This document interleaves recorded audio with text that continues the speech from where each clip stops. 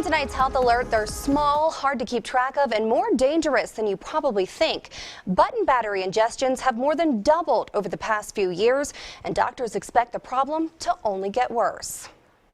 If you walk through your house, guaranteed you will find a handful of them. Button batteries are just about everywhere nowadays. They're found in like greeting cards, key fobs, toys of the kids, even in their shoes. And they are getting stronger. Lithium batteries, which are the ones that have increased in number recently, were not very prevalent 5 or 10 years ago. In 2015, there were more than 3,200 button battery ingestions reported nationwide, leading to more than 300 injuries and 5 fatalities. The current of the battery causes a reaction in the salt and the water and the saliva, and you end up with sodium hydroxide, and then that causes a severe chemical burn. So after 2 hours you start to see it just literally destroys the tissue. So it's very dangerous very quick. Doctors say there's only about a 2-hour window to get the battery removed before serious damage starts to occur. But many times parents don't know what their child swallowed. We can often see this happens in children who are very young and aren't able to tell us that it hurts.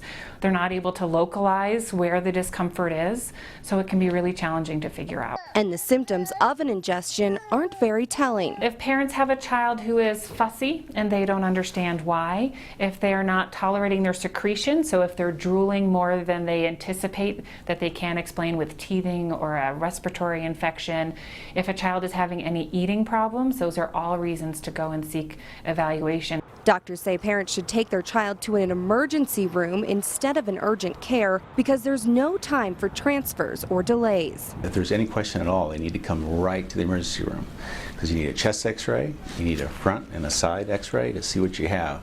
Number one, what is it? Number two, is it a penny or a battery? If it's a battery, then we have to really jump right on it.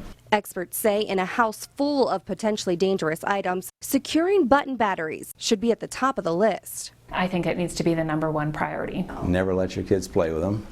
It's off limits. They don't get to handle them, they get to play with them. Because you lose track of them, right? And you don't know where they're not something to just keep randomly in a drawer. You put them up, put them away.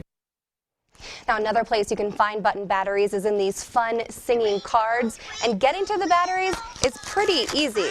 So before you give one to a friend, you might want to warn them about that. Coming up tonight at 9, we'll tell you one family story about a button battery and how they almost lost their son because of it.